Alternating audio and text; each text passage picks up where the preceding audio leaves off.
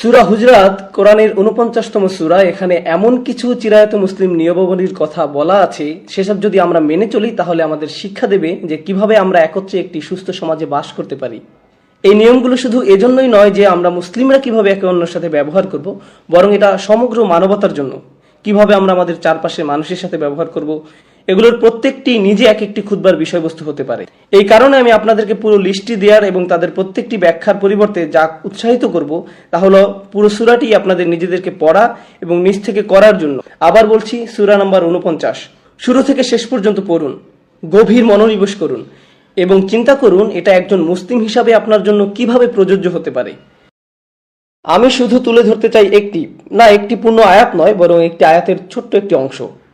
এবং যে অংশটি এই খুতবাতে উপস্থাপন করা হচ্ছে তা হলো, ইয়া আইয়ুহাল্লাযীনা আমানু ইজতানিবু কাসীরাম মিনাজ যান্নি ইন্না বা'দাজ যান্নি ইসমুন। আমি আজকে শুধু এটুকু নিয়েই কথা বলবো। মোটামুটি অনুবাদ করলে আয়াতটির অর্থ দাঁড়ায়, তোমাদের মধ্যে যারা বিশ্বাস স্থাপন করার দাবি করেছো, পরিহার করো, এড়িয়ে চলো অথবা যতটা সম্ভব দূরত্ব বজায় রাখার চেষ্টা করো অনুমান করা থেকে। ইন্না বা'দাজ যান্নি ইসমুন। কোনো সন্দেহ নেই যে সন্দেহ থেকেই পাপের উৎপত্তি হয়। এটা হলো আয়াতটির প্রাথমিক অনুবাদ। আমরা এখন পর্যবেক্ষণ করার চেষ্টা করব যে আয়াতটিতে গভীরভাবে কি বোঝানো হয়েছে ইনশাআল্লাহ। সবার আগে আমি আপনাদের এটা বলতে চাই যে ঠিক এর আগের আয়াতটিতে বলা হয়েছে অন্যদের নিয়ে ঠাট্টা না করার ব্যাপারে। লা ইয়াসখার কওমুম মিন কওম। এটা আপনার বা আমার জন্য ঠিক নয় যে আমরা একদল আরেক দলকে নিয়ে ঠাট্টা করব। আপনারা খেয়াল করলে দেখবেন যে জনপ্রিয় কমেডি শোতে, যেমন ধরুন স্ট্যান্ড আপ কমেডি অথবা কমেডি কার্টুন বা যেসব কমেডি অনুষ্ঠান করা হয়, সেখানে কোনো একটা বিশেষ জাতিকে নিয়ে ঠাট্টা করা হয়। যেমন আরবদের কোনো প্রথা নিয়ে ঠাট্টা করা, অথবা মেক্সিকানদের নিয়ে ঠাট্টা, কোনো কালো বর্ণ বা সাদা বর্ণের লোকদের নিয়ে তামাশা করা, কিংবা এশিয়ান বা ইন্ডিয়ানদের নিয়ে তামাশা করা।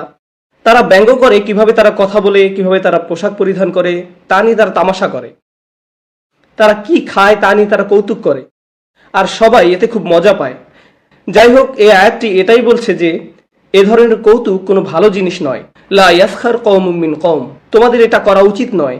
এটা এমন কিছু নয় যা অন্যদের প্রতি আপনার মনে সম্মানবোধ সৃষ্টি করবে সাংস্কৃতিক দিক থেকে, বরং এটা আসলে অসহিষ্ণুতার ধারণা সৃষ্টি করে। অন্যদের নিয়ে হাসাহাসি করা, তাদের নিচু মনে করা বা নিজেকে তাদের চেয়ে ভালো মনে করার একটা প্রবণতা তৈরি করে। কিন্তু আজকের আলোচনার বিষয় এটি নয়, বিষয় হলো অনুমান করা। আমি আপনাদেরকে বলতে চাই যে অনুমান আসলে এসেছে এমন ঠাট্টা বিদ্রুপ করা থেকেই। এটা শুরু হয় আমি শুধু মজা করছি, আমি এমনি বলছি, শুধুই ঠাট্টা করছি। আর যখন এটা যথেষ্ট পরিমাণে করা হয়ে যায়, তখন আপনার মনে এমন একটা ধারণা তৈরি হয় যে তারা মনে হয় আসলেই এমন। এটা মজা করা দিয়ে শুরু হয়, কিন্তু শেষ পর্যন্ত তা দোষ ধরাতে পরিণত হয়। আপনি বিশ্বাস করতে শুরু করেন যে যাদের নিয়ে আপনি এতদিন মজা করেছেন তারা আসলেই সেরকম যেমনটি আপনি বলেছেন, পুরোপুরি সেরকম যেমন আপনি বলেছেন। এটা শুধু সীমিত নয়, আমি আবার বলছি, এটা শুধু সীমিত নয় গোষ্ঠীর জন্য, বরং ধর্মের জন্য সত্য। মানুষের বিভিন্ন বিশ্বাসের ক্ষেত্রেও প্রযোজ্য। যেমন ধরুন, ইন্দোপাক অঞ্চলের লোকেরা শিখ ধর্মাবলম্বীদের নিয়ে মজা করে। শিখদের নিয়ে অনেক ধরনের জোক প্রচলিত আছে, এটা গ্রহণযোগ্য নয়। তারপর স্বাভাবিকভাবে এমন হয় যে বাংলাদেশিরা পাকিস্তানিদের নিয়ে জোক করে, পাকিস্তানিরা বাংলাদেশিদের নিয়ে ঠাট্টা করে। এগুলো হয়তো খুব হাসির, তারা এটাতে খুব মজাও পায়, কিন্তু জানেন কি, এটা মজা দিয়ে শুরু হয়, তারপর তা ভ্রান্ত ধারণা হিসাবে সমাজে প্রতিষ্ঠিত হয়ে যায়। এটা সমাজের কাছে গ্রহণযোগ্য হয়ে যায়। আর এমন অবস্থা হয় যে তারা যতবার এমন জোক করে, তাদের ধারণা ততই মজবুত হতে থাকে। আর যখনই তারা অন্য জাতির কাউকে দেখে, তখন তাদের মনে ওই ব্যক্তি সম্পর্কে যে ধারণা তৈরি হয়, সেটিও খুব ভালো ধারণা নয়। কারণ আপনারা কোরআনে কখনোই এমনটি পাবেন না। আর এই কারণেই এই আয়াতটি বিশেষ গুরুত্বপূর্ণ। আপনারা কখনোই কোরআনে পাবেন না যে কোনো কিছু চিন্তা করার জন্য আমাদেরকে জবাবদিহি করতে হবে।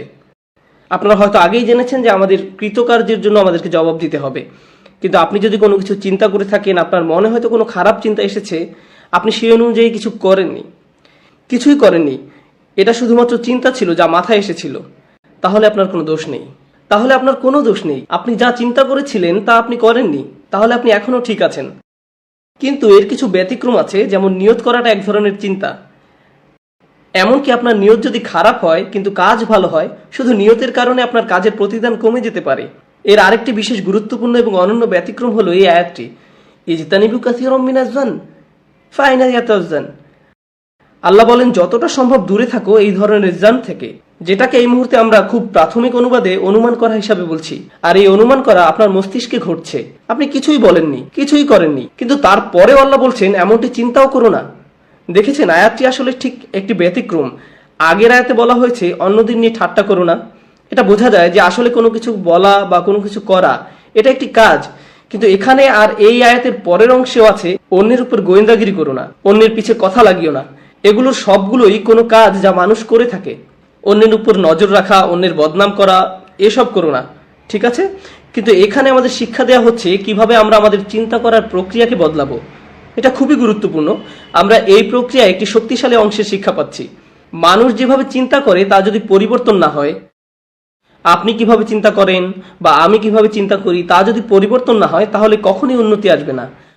সবকিছুই আরো খারাপের দিকে যাবে, সবকিছু আরো খারাপের দিকেই যাবে। আসলে আল্লাহ এর পরেই খারাপ পরিণতিগুলোর কথা উল্লেখ করেছেন।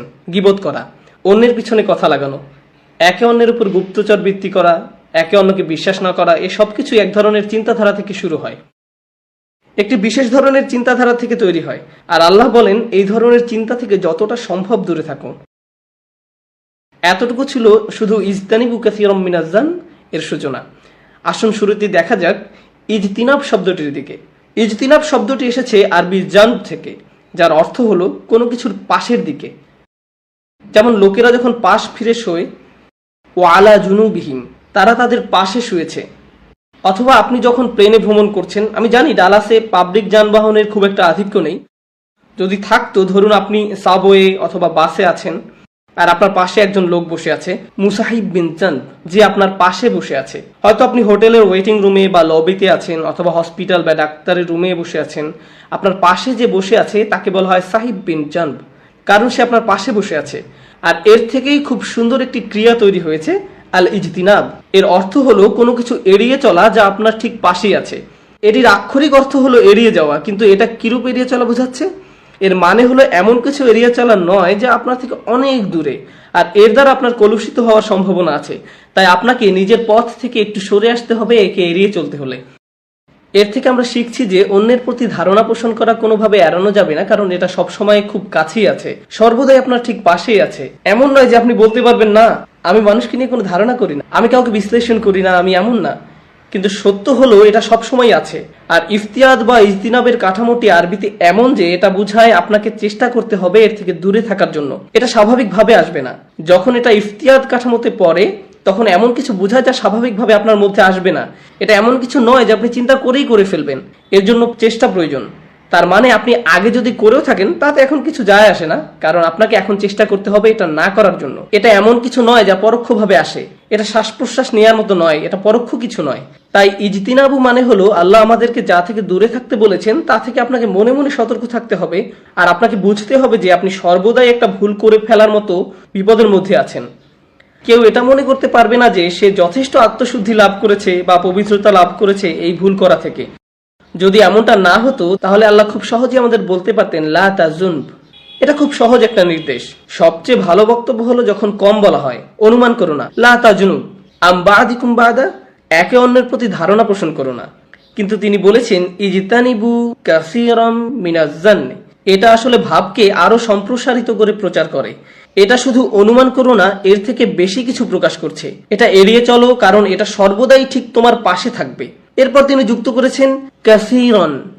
এটাও খুবই আজব। যখন ইব্রাহিম আলাইহিস সালাম দোয়া করেছিলেন যে আমাদেরকে মূর্তি পূজা থেকে বিরত রাখুন, তিনি কিন্তু কাসীরান শব্দটি যুক্ত করেননি, আমাকে এবং আমার বংশধরদেরকে মূর্তি পূজা থেকে বিরত রাখুন। তিনি এমনটা বলেননি।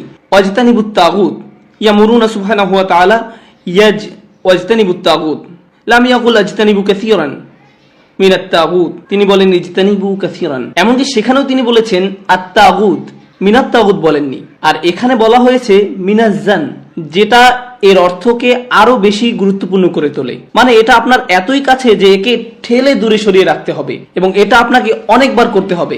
সত্যি বলতে আমাদের প্রতিটি কথোপকথনই অন্যের প্রতি একটা ভ্রান্ত ধারণা তৈরি করার সম্ভাবনা রয়েছে। আপনাকে অবশ্যই এটা নিয়ে অনেক চিন্তা করতে হবে। আমাদেরকে আরো সতর্ক হতে হবে যদি আমরা এই নির্দেশ মেনে চলতে চাই।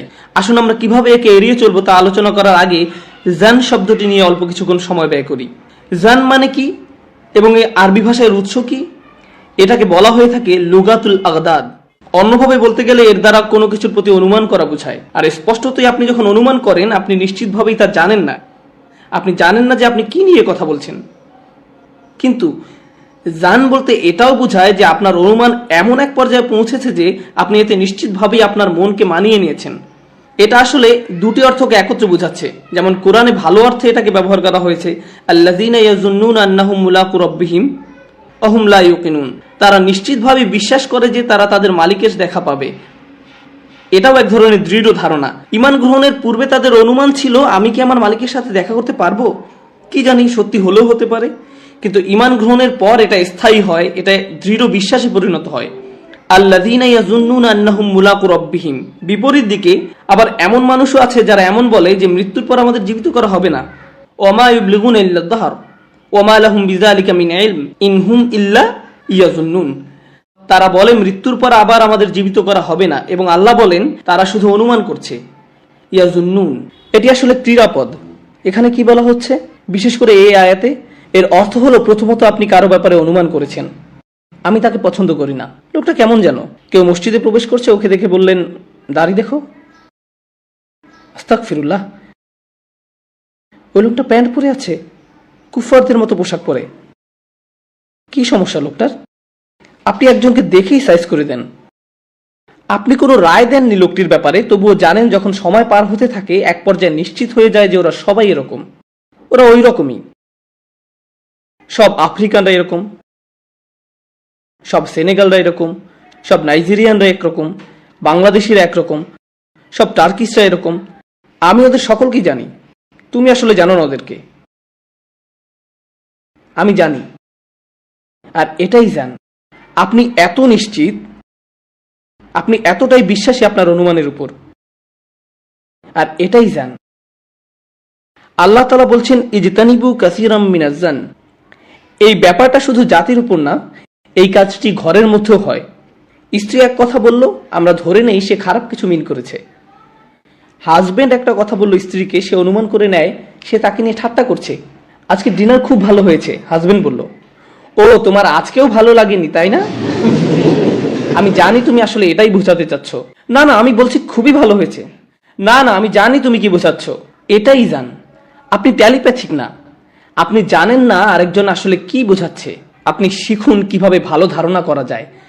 জান এতটাই খারাপ আকার ধারণ করতে পারে, যখন দুজন মানুষ হেঁটে যায় আর একজন আসসালামু আলাইকুম বলে, আরেকজন বলে ওঠে ওয়ালাইকুম আসসালাম। আমি আসলে বুঝতে পারছি তুমি সালাম দ্বারা কি বোঝাচ্ছ। তুমি আসলে দেখতে চাচ্ছ যে ওয়ালাইকুম আসসালাম বলি কিনা, কারণ তুমি বোঝাতে যাচ্ছ তুমি আমার থেকে ভালো। ওইভাবে সালাম দিয়েছে কেন? কি বলো, ও তো শুধু সালাম দিয়েছে। না না, ও কিরকম চোখে আমার দিকে তাকাচ্ছিল, আমি এর মানে বুঝি। শ্রোতাদের মধ্যে এমন কিছু মানুষ আছেন যারা ভাবছেন যে সে কেন আমার দিকে এইভাবে তাকাচ্ছে, কেউ কি তাকে আমার ব্যাপারে কিছু বলেছে? আমি এর আগেও একই ধরনের বিষয়ে খুতবা দিয়েছি, যেটা ছিল সুন্দরভাবে নম্রভাবে কথা বলা সম্পর্কে। ওয়াকুলু লিন্নাসি হুসনান। সম্পূর্ণ খুতবাটি ছিল নম্রভাবে কথা বলা নিয়ে, কারণ আমাদের এটাই দরকার। আমাদের সম্পূর্ণ আয়াতটির প্রয়োজন নেই, শুধু ওই অংশটুকুই জরুরি, কারণ আমরা তাতে খুবই দুর্বল। তো আমি যখন ওই বিষয়ে খুতবা দিচ্ছিলাম, যার একটি অংশ ছিল অনুমান করা নিয়ে, মানুষের সাথে সুন্দরভাবে কথা বলা নিয়ে, পরে এক ভাই এসে আমাকে বললেন যে কে তোমাকে এই খুতবা দেওয়ার জন্য কত টাকা দিয়েছে, কেউ কি তোমাকে আমার সম্পর্কে বলেছে? কি অবস্থা দেখুন। এটি হচ্ছে জান। আপনি চিন্তাই করতে পারেন না যে কেউ আপনার ভালো বলছে, আপনি চিন্তাই করতে পারেন না যে কেউ আপনাকে প্রস্তাব দিচ্ছে, কোনো উপদেশ দিচ্ছে, কিন্তু আপনাকে ছোট করার জন্য নয়, আপনার গৌরব ধূলিসাৎ করার জন্য নয়, অপমান করার জন্য নয়, বরং আসলে আপনার ভালোর জন্য। যদি জান বড় হয়ে যায়, তবে আমরা কখনোই একে অপরকে ভালো উপদেশ দিতে পারবো না। আমি আপনার নিকট একজন ভাই হিসাবে বলতে পারবো না যে আমি আপনার একটা বিষয় নিয়ে উদ্বিগ্ন, কারণ আপনি আমার ব্যাপারে এত বেশি অনুমান করে রেখেছেন যে আপনি আমার উপদেশ নিতে প্রস্তুত নন। আপনি ভাববেন যে আমার হয়তো অন্য কোনো উদ্দেশ্য আছে, আর আপনি তখন তা গ্রহণ করবেন না।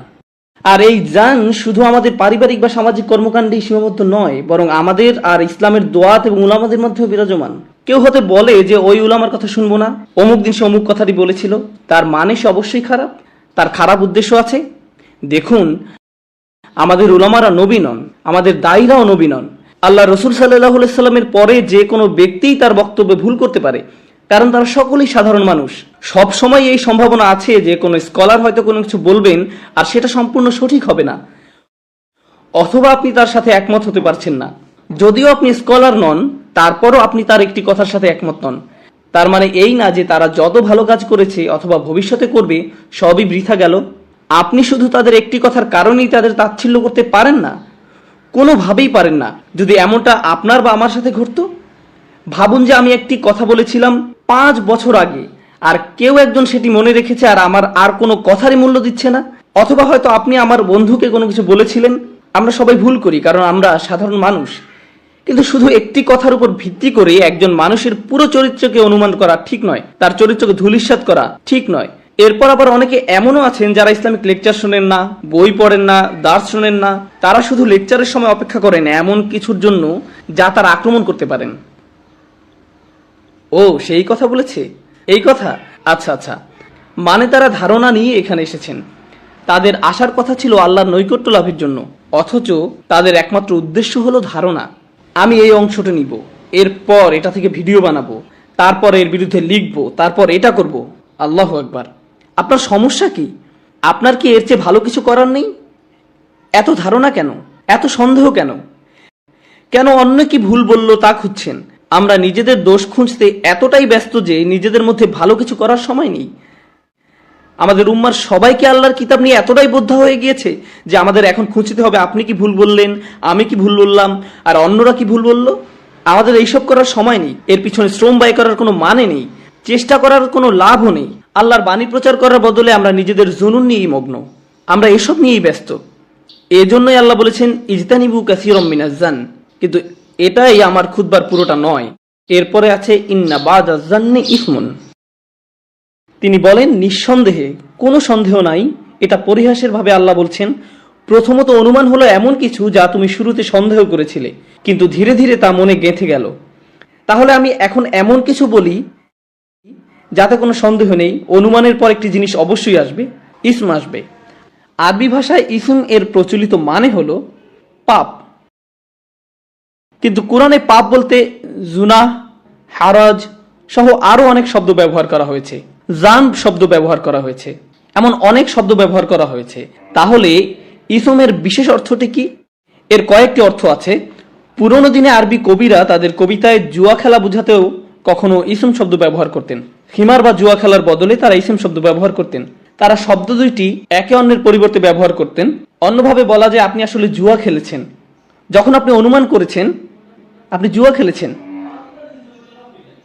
আপনি হয়তো সঠিক, কিন্তু আপনি ভুলও হতে পারেন। আর আমাদের দিনে যদি কোনো কিছু স্পষ্টতই খারাপ থেকে থাকে তাহলে জুয়া খেলা। কবিরা আরও একটি ক্ষেত্রে ইসম বা পাপ শব্দটি ব্যবহার করতেন, সেটি হলো অ্যালকোহল বা মদের পরিবর্তে। আমরা মদ খেয়েছিলাম, এর পরিবর্তে তারা বলতো আমরা ইসম পান করেছিলাম। মানে অন্যের প্রতি ধারণা করা এমন অবস্থায় যেতে পারে যে আপনি এতে মাতালের মতো হয়ে উঠবেন, আপনি আর ঠিক মতো চিন্তা করতে পারবেন না।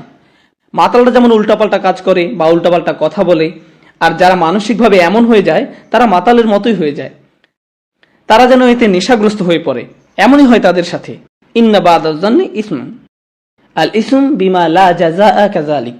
ইসম শব্দটি ক্ষতিপূরণ অর্থ ব্যবহার করা হয়, মানে এটা যেমন তেমন কোনো পাপ নয়, এটা এমন পাপ যার জন্য আপনাকে ক্ষতিপূরণ দিতে হবে। আপনি এর মূল্য দিবেন আর বাকিরা এর প্রতিফলন দেখবে। এটা এমন নয় যে ফেরেশতারা লিখে নিল, কেউ দেখলো না, শুধু শেষ বিচারের দিন তা দেখা যাবে। না, আপনি এই দুনিয়াতেই এর কুপ্রভাব দেখতে পাবেন। আপনি এখানেই অনুমান করার কুপ্রভাব দেখবেন।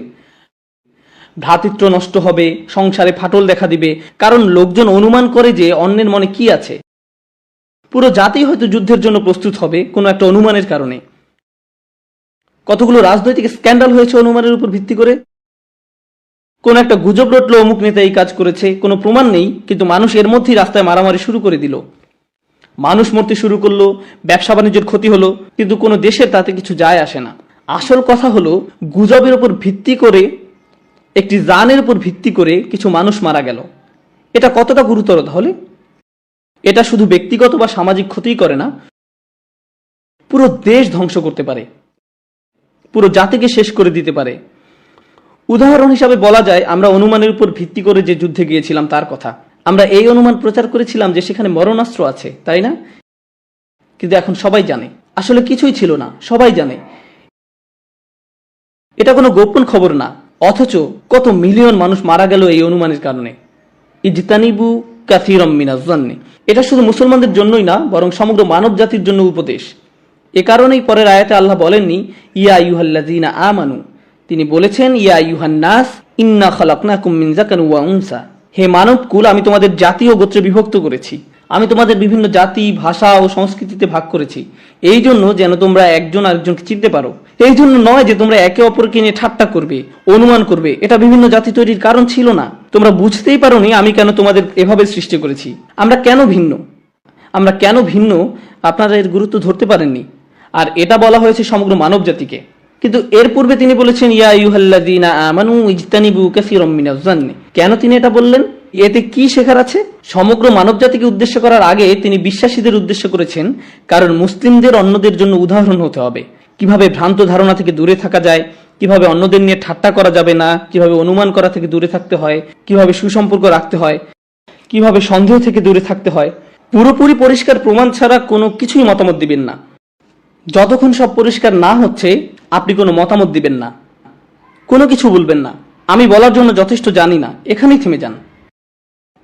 কেউ আপনার মতামত চাইলো, আপনি এই ইমামের ব্যাপারে কি ভাবেন, ওই লোকটির ব্যাপারে কি ভাবেন, তার ব্যাপারে কি ভাবেন। আমি যথেষ্ট জানি না, কিন্তু মনে হয় খুব একটা ভালো না। না, আমি যথেষ্ট জানি না, এখানেই শেষ, আর কিছু বলার নেই। আমি মনে করি যে লোকটি ভালো, আমি প্রায় নিশ্চিত যে সে ভালো।